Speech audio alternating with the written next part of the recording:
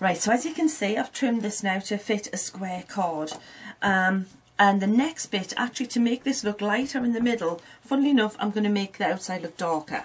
So this is where I'm going to go in with the black soot and my cut and dry foam again. Now this is where your non-stick craft sheet is essential, because to get that vignette look, you need to start revving up little circles outside the area. And the trick here to success, and I've taught many people this technique, and this is always the big one that makes the difference, is when you're working in, you're using parallel side of the cut and dry foam to parallel side. You're not doubling it up on itself. You just need it flat to the surface, and you're taking off the majority of the ink before you move into the picture.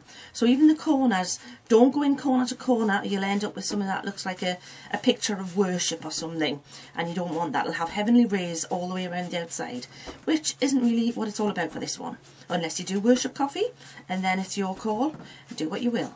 So as you can see around the bottom again, this is really going to make the centre pop out and look like it's kind of lit. The little scene has got some kind of little glow about it. So don't be scared to get in there with your black soot.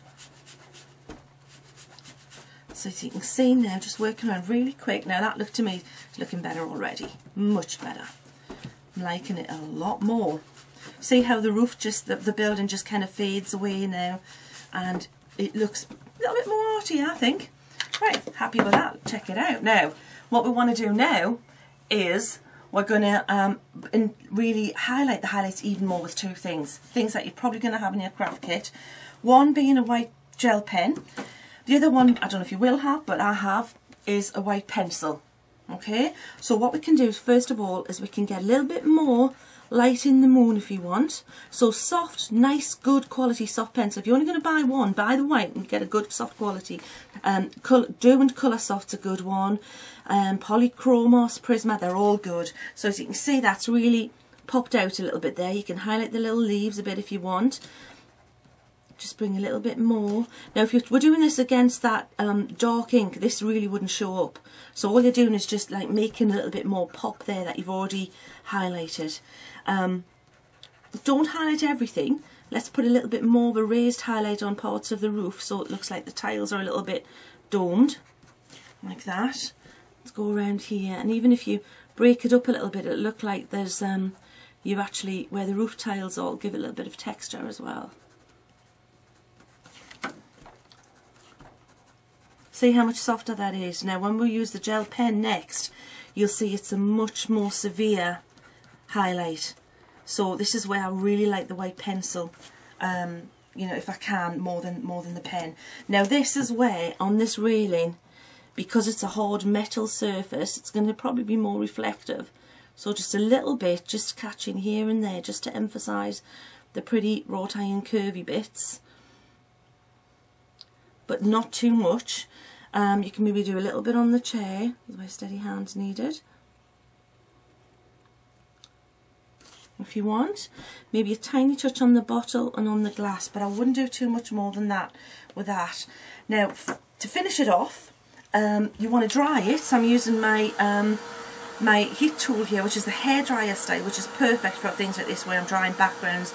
I have this plugged in all the time, and this is the one I reach for things like this. Shrink plastic, or triple embossing, drying your backgrounds quickly, because what I'm going to finish off with is a little bit of glitter. You know what? Let's have a look. I just need a little bit of card there for the glitter, and just a little little quickie glue pen. So just go ahead, leaves. Again, I'm really being really quick here, and I don't want to over glitter it. I don't want it to look like a bling fest. The glitter, I think, again, it's more powerful when it's used in moderation, and that's my opinion. Unless it's what you're going for, you know, if you're looking for a full, you know, glittery kind of ornamental card, well, that's fair dues. But this one, it's not really what I'm wanting. So pop a little bit of just fine clear glitter on there. And then we'll go back to the finished card and I'll explain what I've done to finish it off. Now, pop that out of the way. I would need to dry that before I brush off that glitter. But you can see how quick and easy and effective that is. Now, you can use this technique for many of your other stamps. There's another stamp that I brought out at the same time as this one called Provence, and I'll show you that one. So you can apply the same techniques to those stamps in that set. Now, so what I would do is once that's dry, just make sure it is dry. I'm really risking things here because I haven't really given it much time at all. It's just over with a soft dry brush, and that's what we've just created together. And then I'll show you the finished card. That was pretty effective, I think. That's right up my street, that is, because it made a quite stylised image look really quite arty, and this is how I finished it off. So what I did was, these little floral, there's a little floral group of stamps here. I've stamped it onto black card, just white embossing powder, used the little quickie glue pen and the glitter again, then cut them out and layered them on. I also used, for the decorative kind of wrought look around here, white embossing powder with my it's one of the swirl stamps from the Little Bit Sketchy range. And then looking back at the set, as you can see, this is the set that we've just used. So the elements we used was this, this, this, this, and this. And if you want to, you can also apply the same techniques to this one here, which is the other one, which is the Provence set, which would work really well with that technique as well. And if you want to see any gallery or see any hints and tips, go to my website. It's sheena.tv.